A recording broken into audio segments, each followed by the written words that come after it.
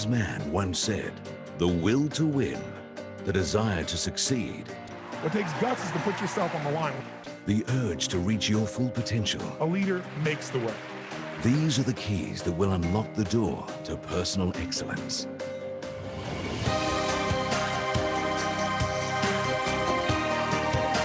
Success Resources is the world's leading events promoter of business, personal development, and wealth creation programs. For over 30 years, we've helped over 10 million people across 30 countries unlock their full potential. From North America, to Europe, to Africa, to Asia, to Oceania, we are the key to your personal success. We open the door to the world's best speakers, such as Anthony Robbins, Sir Richard Branson, Robert Kiyosaki, and T. Harv Eker, to name a few. Praised by Donald Trump for being the world's best, we have over 500 events a year and access to the greatest thinkers, achievers, and motivators of our time.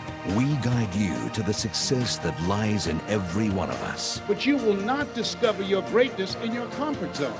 You have to have confidence in yourself. We have never really truly reached our destination. There's always another level to strive for. Your best is yet to come.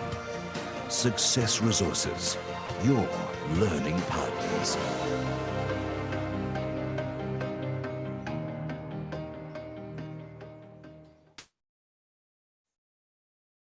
Hello, everyone. Welcome to Monday. This is the first day of the week. Wherever you are, maybe you're in Europe, that would be very early in the morning. Good morning. And if you're in Asia, good afternoon. And good day to every one of you who are in other part of the world. Now, new day, new opportunity. So welcome to another Bitcoin journey to 100,000. ExxonMobil, the largest oil company producer in America, is now mining Bitcoin. So it's like everybody is getting involved in Bitcoin. So it's just so unstoppable path, right, for Bitcoin. Now, even though Bitcoin price has been slow, today Bitcoin hit 47,000, the highest in the last 2 months. The war is still on. So what's happening to the market and Bitcoin? So let's discuss. My name is Richard Tan from Success Resources. You're the world leading education provider. Every week, Monday, Wednesday, Friday, up to today, later on, we will just do on Monday after Clemen come back, and I'll announce to you later, right? Now, so this is streamed live on Facebook and YouTube. And if you are interested in Bitcoin, follow us on this incredible journey of Bitcoin to 100,000. So make sure you subscribe to the channel, smash the thumbs up button, and also the notification bell. So whenever we have a video, you are the first to know. I'm very delighted to bring my friend, Dr. Clemen, very, very hardworking, of which if without him, this program would not be possible. Now, he's an authority in financial investing and a very well-known teacher and coach to many thousands of students all over the world in the art of wealth creation. Welcome, Dr. Clemen. Wow, Richard, welcome back to Monday. We are back to the grind this week. This is going to be a long week because over the weekend, certain statements were made by President of United States of America, kind of shaken the market. Tonight, we're going to know how the market will respond to Wall Street. And there's so many things to cover for this week itself. Yes, Richard, we are ready. Okay, thank you, Dr. Clemen. Well, even though the price, Bitcoin price has been slow, right, as compared to the all-time high, Bitcoin today hit 47,000. It's the highest, right? It's the highest in the last 2 months. The war is still on, and there's this article that shake, the political world, and this article is from the comment by Biden. Biden says Putin cannot remain in power. Okay, when he was giving a speech in Ukraine, he also called Putin a butcher. So it's like really a rude and kind of blunt statement when you say Putin cannot remain in power. What does it mean? So question to you, Dr. Clemen, is what's actually happening? And did Putin just slip of tongue, or is he serious, or is he going to start a World War II, World War III, right? By his short statement. Can you comment on this, please? Yes, Richard, this is a really important statement made over the weekend that has rattled the market. In fact, it has rattled world leaders because the statements are very, very strong. So first off, let's dive into this article from CNBC. And he says over here very clearly, Biden says Putin cannot remain in power. So these four-letter words, not four letters, these four words, cannot remain in power is gone viral all across Twitter. You're going to take a look in a short while. And in this sweeping speech on Russian invasion of Ukraine, and of course, he added on some others very, very strong words. Another article right here from Channel News Asia, it is actually saying that Biden says he's not calling for regime change in Russia. In fact, this was after he kind of rattled the market. He tried to salvage the words that have already been spoken out. So I'm going to give you all the live update in the sense that if we go to Twitter and search for cannot remain in power, this part here, this is going to be important. The first salvo came from French President Emmanuel Macron. And he said this, criticizes an escalation of words or actions following President Joe Biden comments that Vladimir Putin cannot remain in power. So I watched this video and it's a very, very strong reaction because the consequence of someone cannot remain in power means you have to take him down. If you have to take him down, there got to be a unilateral decision to kind of remove Putin from power. That is a threat to Putin. So if I kind of scroll down right here, and you guys going to read so many things that kind of woken up. So right over here, right? In 1939, for God's sake, this man cannot remain in power. And then there was a war. And over here, right, Biden changes his tune one day after saying butcher Putin cannot remain in power. Because there's a signal for war. And of course, there's so many other people start to feedback. I mean, the tweet is just overflowing. And if I click on the latest, Biden's declaration that Putin cannot remain in power was not a gaffe. And, you know, everybody tried to take sides at this moment. But what is really, really scary is that he has effectively put Putin on alert. It's putting a straight alert to him that perhaps there's a thinking back on back on White House, that they're going to take certain aggressive measures. These aggressive measures could be triggering three things. Number one, internal revolution among his security forces. Now, he's protected by 1,000 of the most trusted men, his so-called Putin's private army, and that statement is to trigger within the 1,000-man private security force, somebody will stand up and perhaps instigate an assassination. That is a possibility. Number two is to mobilize the Russian people to stand up and fight the government. Now, this is like, if we recall back in history, it's like Tiananmen Square, where the Chinese stood in front of the tanks right in Beijing. And you're going to see so many past history recollections of the people rising up. But trust me, in Russia, you don't do that. You do that, straight away you got hammered. And I'm going to kind of read out a statement that was sent to me by WhatsApp from a friend who is based in St. Petersburg in Russia. And he said this, pretty sad message. And I want to not read out the entire message in case, you know, the security forces go after him in St. Petersburg. But I'm going to read out to you the salient point, all right? And here we go. This is the part where he mentioned about his friends getting beaten up. Okay. All right, here. I'm going to read out to you word for word exactly what he sent to me. Protests are brutally suppressed. Couple of my friends were beaten, fined, and jailed for 15 days. When you go out on the streets, everything seems to be normal, except for McDonald's, Apple, IKEA, and other major Western brand stores being closed. And he's saying in his own words, I feel terrible because I have some colleagues and friends in Ukraine different parts of the country. All of them are safe so far, but some of them are working in the bomb shelters instead of officers. So this is the state of affairs.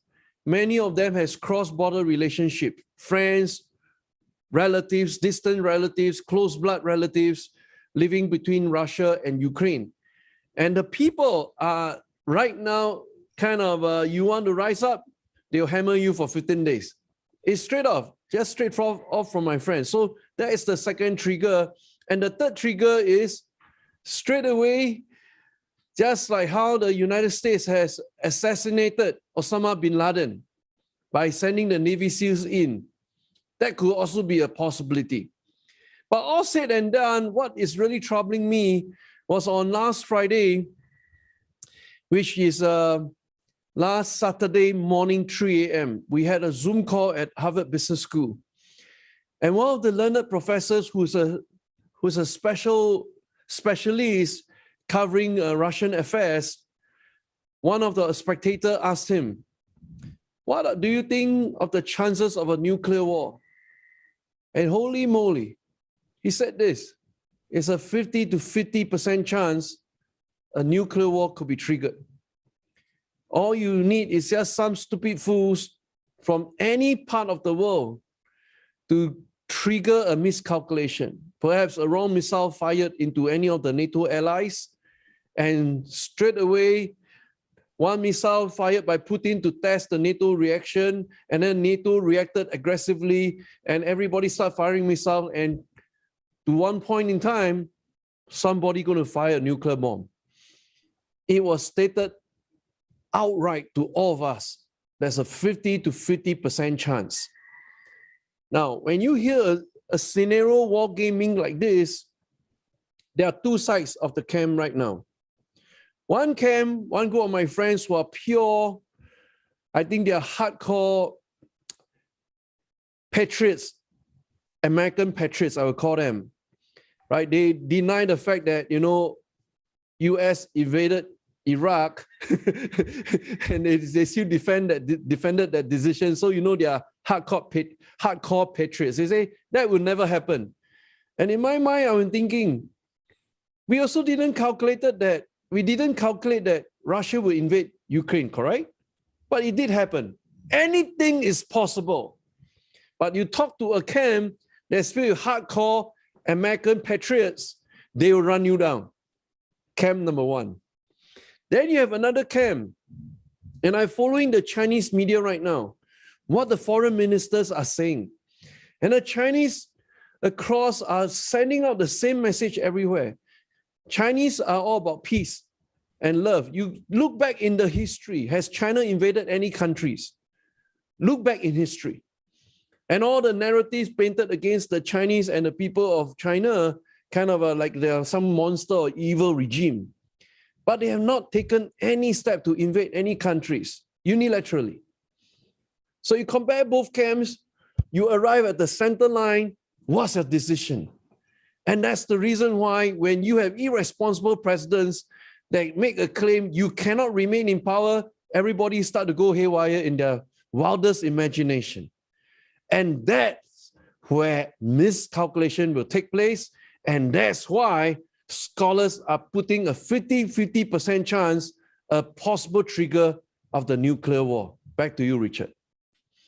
Thank you, Dr. Clemen, for that very mindful analysis of the situation there. So let's move on to also in Europe, right? In a couple of in the last couple of programs, we mentioned and we are cautiously mentioning that Europe might ban Bitcoin because it went to the vote, but fortunately the vote did not pass through. So Europe, EU institution did not ban Bitcoin. But there is this article that came out that says that EU institution still continue on the discussion, continue the MiCA discussion. And they took out that statement about banning Bitcoin. Now, so my question to you is this, who is this MiCA? And are they so significant? And why is this discussion so significant in Europe with regard to Bitcoin? Yes, Richard, this is absolutely a fascinating question. And first, let's address a few of the keywords and we're going to align our understanding. So what does MiCA stands for? It stands for Markets in Crypto Assets. And we have to read this statement in the context of what's happening in Europe right now. There is a threat across Europe because of Russia's invasion into Ukraine. Everybody is on high alert. So for those who are NATO allies, I mean, they are kind of trying to group together, make sure their forces are aligned along the borders, preparing for any possible invasion by the Russian troops. For those who are non-NATO allies, they are praying hard. They are not going to be Ukraine number 2. So everybody in Europe right now on high alert. So context, get it right. The context will determine the day of the politics. What would the politics decide? Because the regulators report to their political masters. So here we go.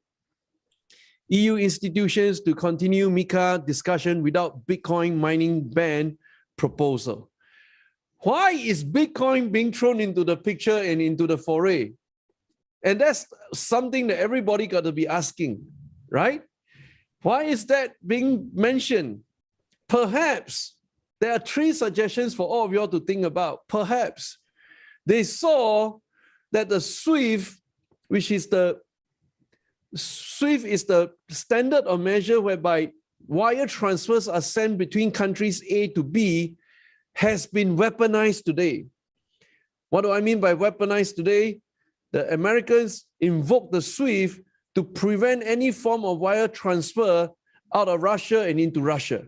And they say, oh my gosh, if we are all dependent on the SWIFT system, maybe one day I might be the next target. All right, so first thinking in mind.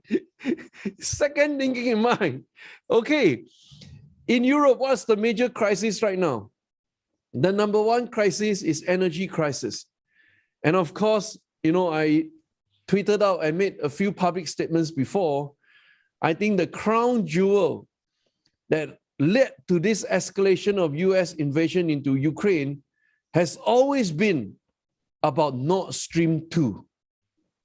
Nord Stream 1 has already kind of planted a pipe between Russia and Germany, and everybody enjoying cheap gas and, you know, very sheer supply coming out of Russia.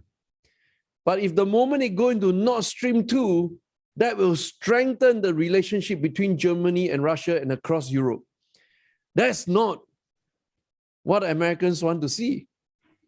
That has always been the crown jewel that they are targeting, and officially mission accomplished, because why?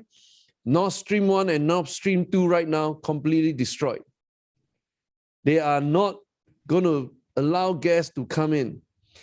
And that, in a sense, mission accomplished to the Americans, because that has always been their sole objective.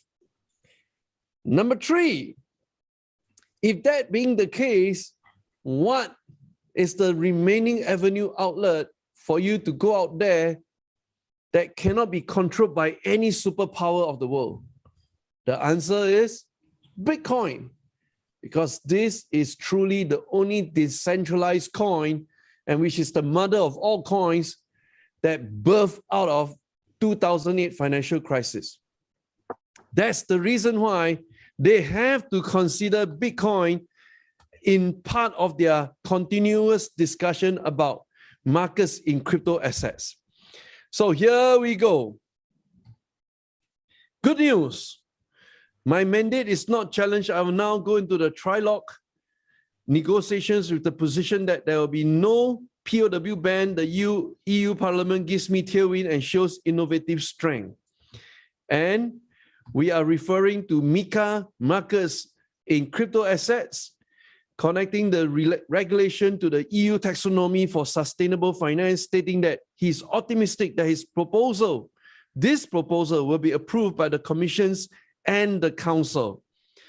That's the reason why this whole development you have to read in the context of what's happening in Europe. Back to you, Richard. Thank you, Dr. Clemen. It's so interesting that only Bitcoin is affected all over the world by discussion, ban, unban, regulation on it, and also decision make on it, etc.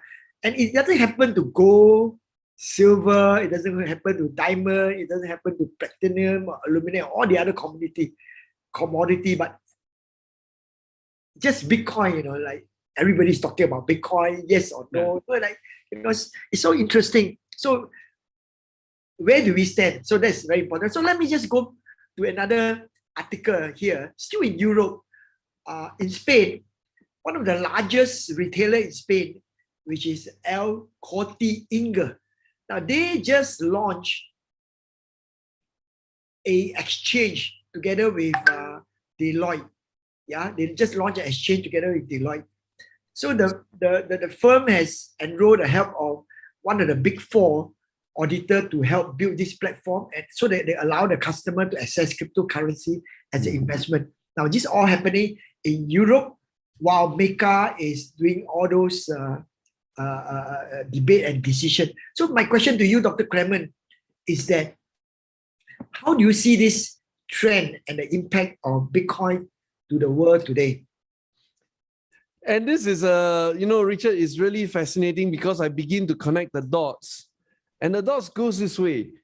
We're going to take this article as the leading point, which is, first of all, if you are a retailer today, one of the biggest and largest distributor in Spain, and you are thinking about taking the first step into the cryptocurrency by launching your own exchange, crypto exchange, all right? And all this is stated in my red box right here. And what does that mean? What does that mean? All right. So I want to use this as the context, and this is really fascinating article. You don't have the exchange, you create one.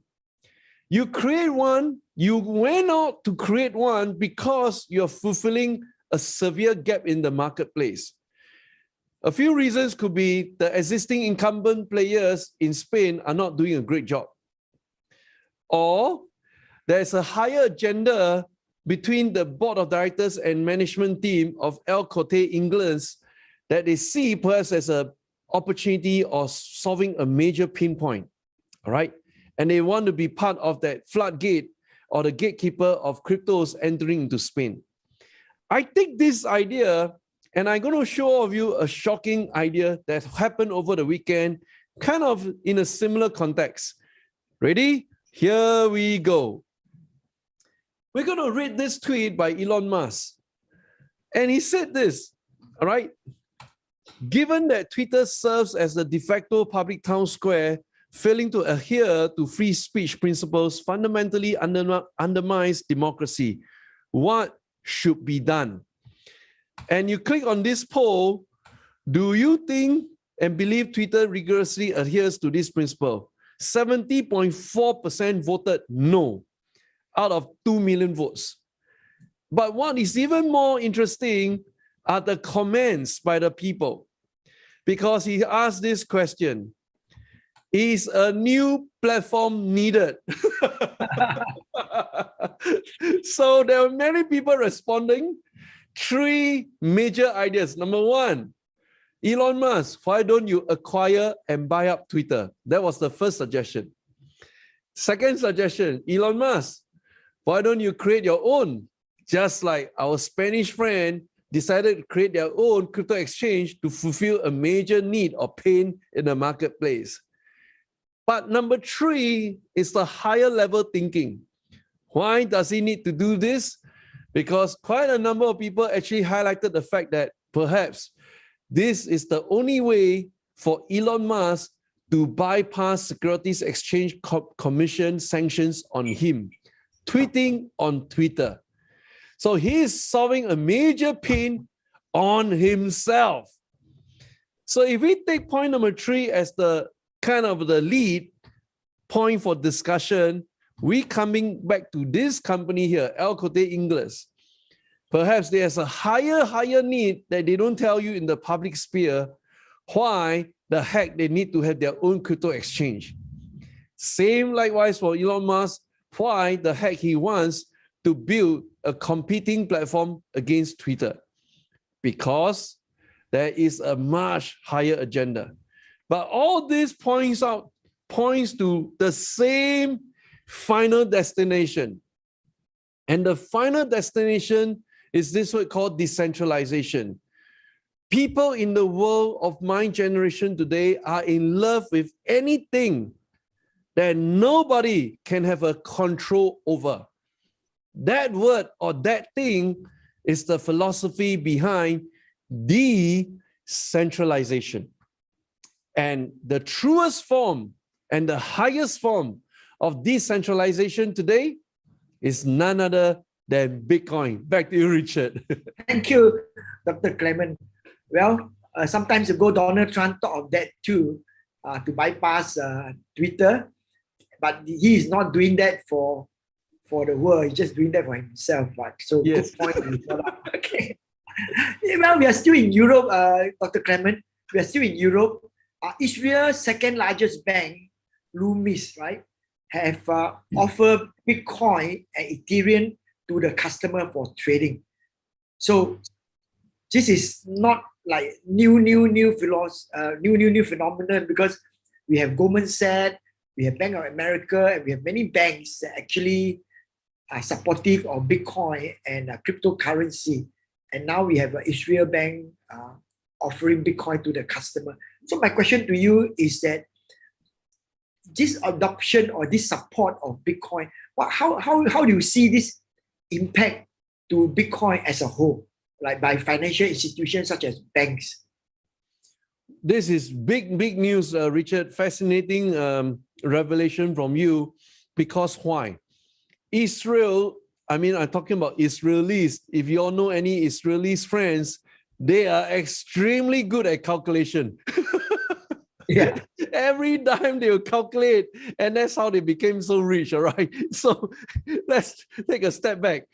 So right here, Lumi, Israel's second largest bank, to offer Bitcoin, Ethereum for trading. Now, first of all, what's the big takeaway is that there are only two instruments that they are focusing on, Bitcoin or Ethereum, all right? And I come down to this part right over here. This is a really exciting part to me. Here we go. It will become the first Israeli bank to enable cryptocurrency trading, all right? So they partner with Paxos. But what is important to me is this. The regulator approval is pending. And this is one of Israel's two largest banks. So again, everything about Bitcoin price prediction is about laying out into the future what are the low-hanging fruits leading to the big explosion, all right? So again, this is one of those low-hanging fruits that all of us got to jot down on a calendar, monitoring Israel. The moment they give approval to the number two bank, the number one bank will have to take part. So effectively, we're not looking at one bank. We're looking at the top two banks and perhaps the top 10 banks. So that's how we think about it, all right? It's just among the top 10, who's going to take the first mover.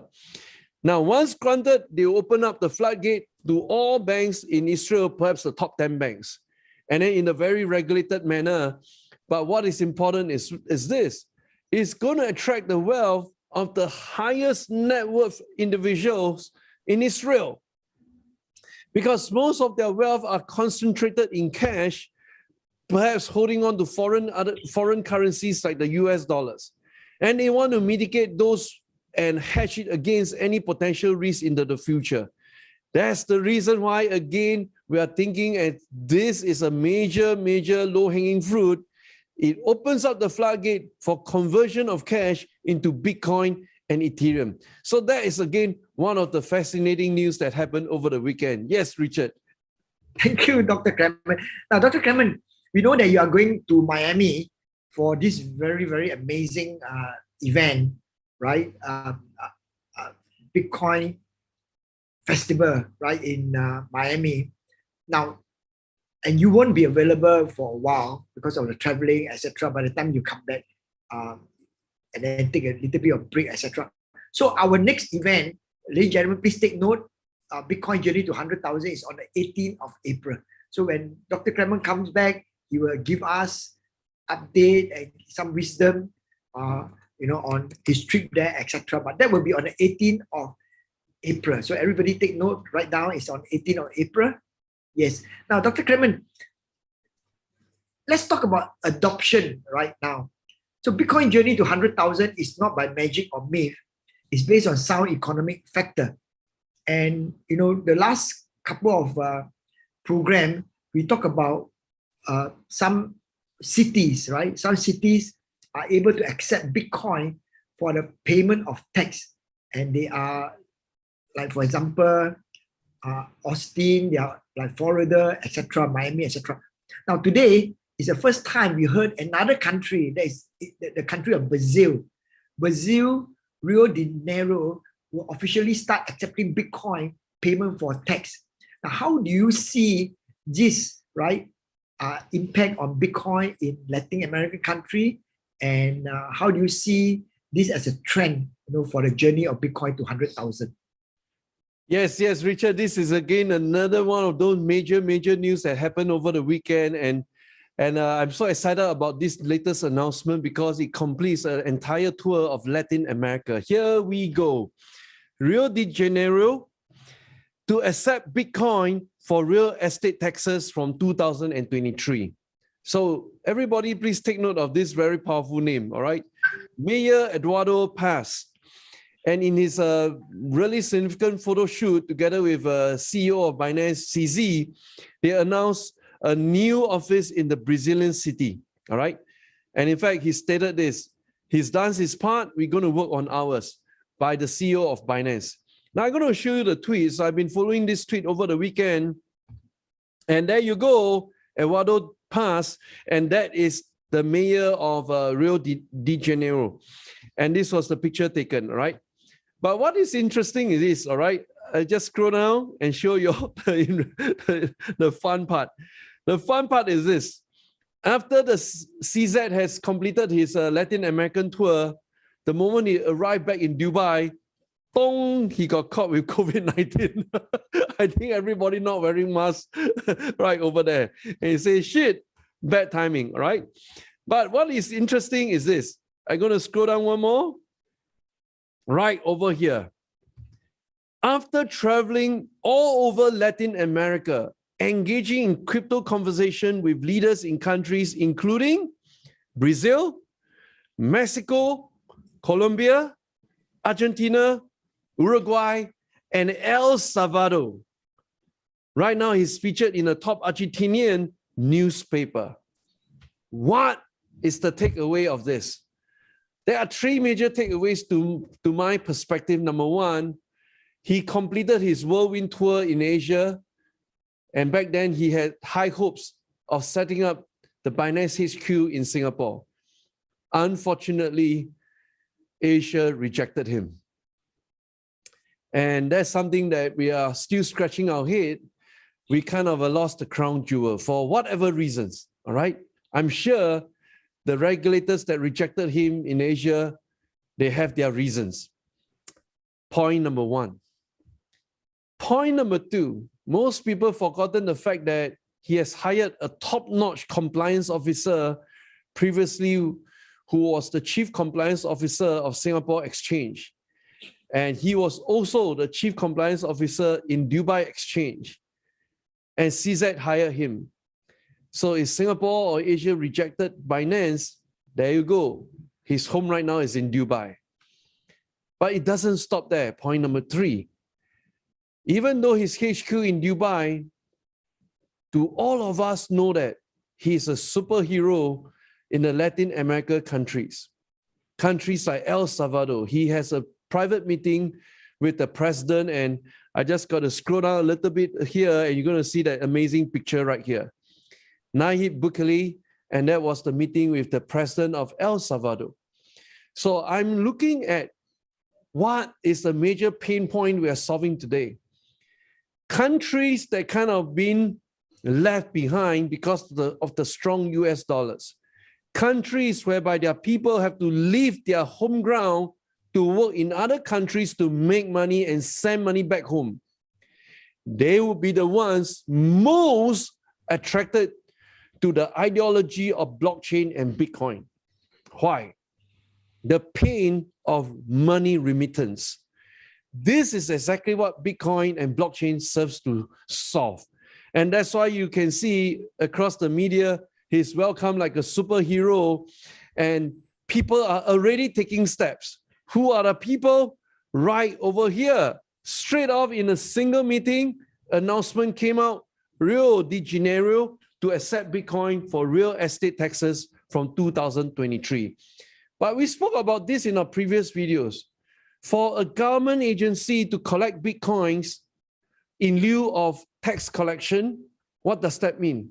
They must already have a custodian set up behind the scene and a conversion treasury in times when they need to convert Bitcoin into actual domestic currency. All these facilities, all this pipeline must be ready. So it's not a simple headline like this. There are many steps behind the scenes, and that's the reason why at the top level, once the politicians say, yes, I caught the idea, number two, let's find a partner to work with. They found Bitcoin, they found Binance. And number three, let's identify the coin of choice. And that's where they nail down Bitcoin. So all this, summing up, is the network externalities kicking in, is the adoption effect kicking in, and most importantly, is the crazy acceleration of every single one using the concept of PS, I love you. Bitcoin as a payment of service, and S stands for as a store of value. This is why we call Bitcoin PS, I love you. Back to you, Richard. Thank you, Dr. Clemen. Now, it seems that, the Bitcoin is unstoppable, from men on the street to financial institution, to banks, and to cities, and to country. It has affect every one of us. So it's your decision what you want to do with this amazing opportunity, right? Now, the Bitcoin has gone to 47,000, and many people say that this is due to the recent Do Kwon, which is the founder of Luna, and Terra, the Luna coin, and the Terra, that have been buying up Bitcoin because they want the reserve to back up their UST, right? So they are thinking of buying $10 billion. So news has been all over the world. But the question to you, Dr. Clemen, is that up to today, about $1 billion has been spent to buy Bitcoin. And do you see the pump of Bitcoin continuing due to this effect? Yes, Richard, absolutely. We call it pump up the jam, and we're going to run through a few numbers that perhaps some of our new viewers kind of didn't catch on our previous videos, all right? So three major important concepts. First of all, let's start off with the stable coin, otherwise known as UST, Terra US dollar, all right? So in order for them to kind of peg their stable coin, instead of against the traditional gold or US dollars or US treasuries, they are saying that we're going to be the first in the world to peg our stable coin against Bitcoin itself, because they look at Bitcoin as a digital gold 2.0. So here we go. Point number one, because of this pegging, they are getting ready a $10 billion war chest to do one thing, just to buy Bitcoin. And this $10 billion war chest, we spoke about it in the previous video. If you combine what Michael Saylor has bought together what Elon Musk has bought on Bitcoin, two of them combined only hit $5 billion. Elon Musk 1.5, Michael Saylor 3.5, total $5 billion. But because of those two gentlemen, back then, it has pushed the price of Bitcoin to an all-time high, historical high of $69,000 per coin. All right, so this is really, really important. But today, if Terra is coming in here and say, hey, my Luna Foundation is going to buy up $10 billion worth of Bitcoin, which is 2 times of what Elon Musk and Michael Saylor has bought together. How do we interpret this information? So I'm going to lead all of us to this very important page called coinmarketcap.com. And once we are there, we kind of scroll down to look at Bitcoin on this very, very important row. And we're going to do a simple calculation, all right? The calculation we're going to do is this. We know that there's 21 million fixed supply of Bitcoin. Today, what is circulating in the market is already 18.995 million. So what we're going to do right now is we're going to take out our calculator and we're going to calculate together. Wow, what an exciting thing we're going to do right here. And I hope this calculator is huge enough to show all of us, all right? I'm going to put in 1 trillion, all right? So there'll be 12 0, 3, 6, 9, 12. Double check. 1, 2, 3, 4, 5, 6, 7, 8, 9, 10, 11, 12. All right, 12 0. That is $1 trillion market cap. All right, step 1. I'm going to divide by the number of Bitcoins circulating in the marketplace today. So the number of Bitcoins is 18,995,887. So I'm going to put 18,995,887, right? So $1 trillion market cap divided by the number of Bitcoins circulating in the marketplace. Press the answer. What do you see? This is the price of Bitcoin when Bitcoin returns back to the $1 trillion market cap. And this is a major, major milestone for institutional players. So please remember that first, 52642. Very easy to remember. Nice round number, 52642, all right? We're going to take this number and plant it on the chart of Bitcoin. 52642, I'm going to draw my line right across it, which is somewhere 52642 around here. Okay?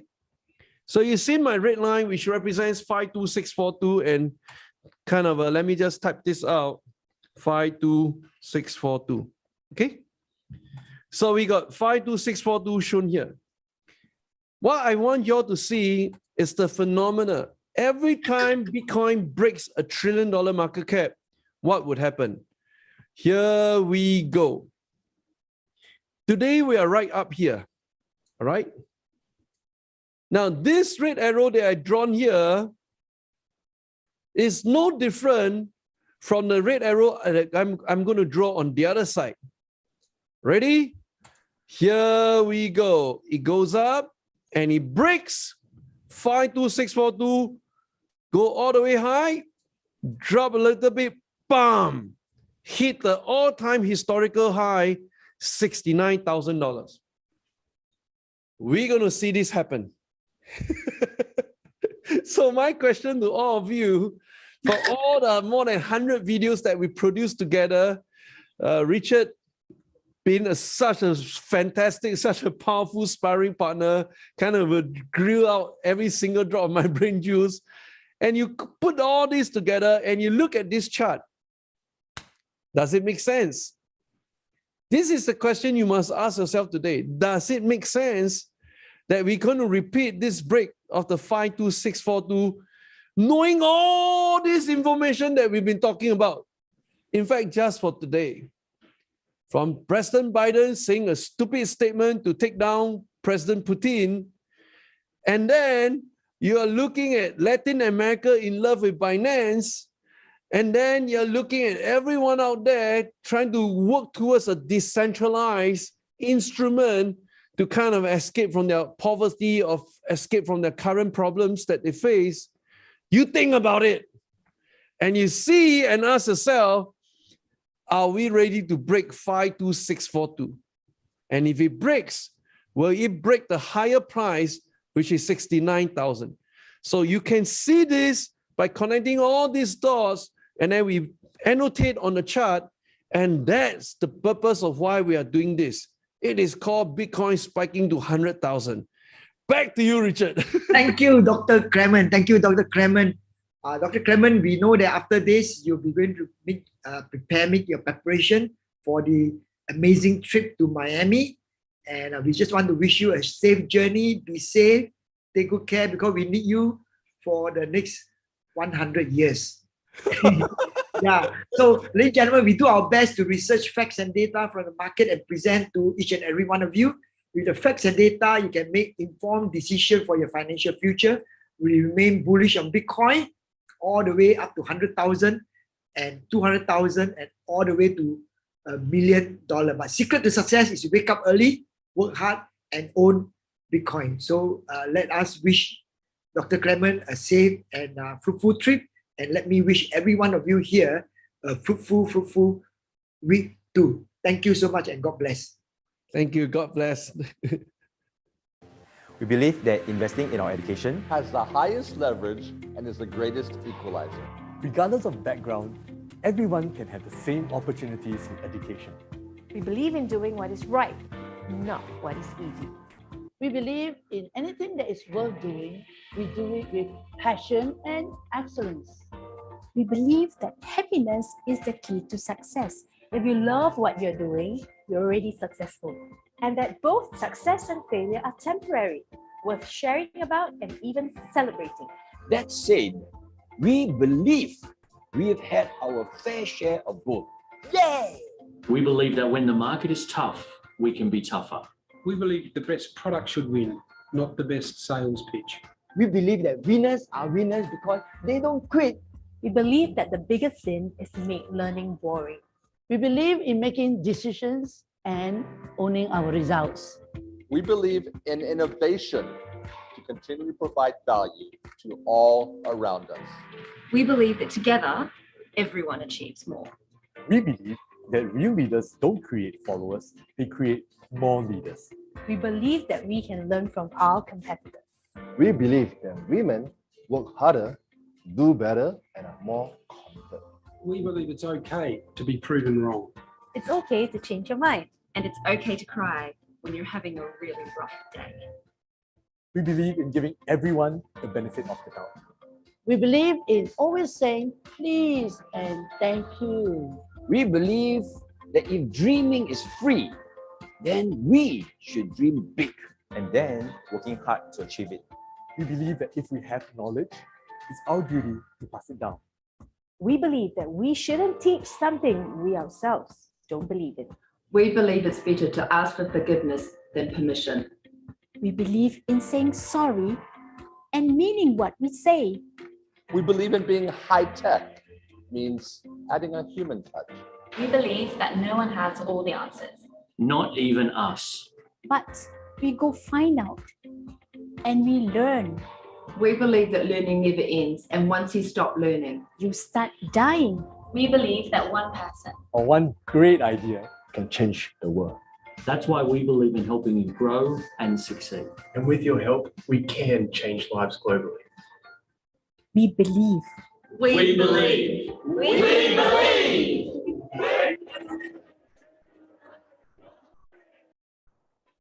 Thank you for your belief in us.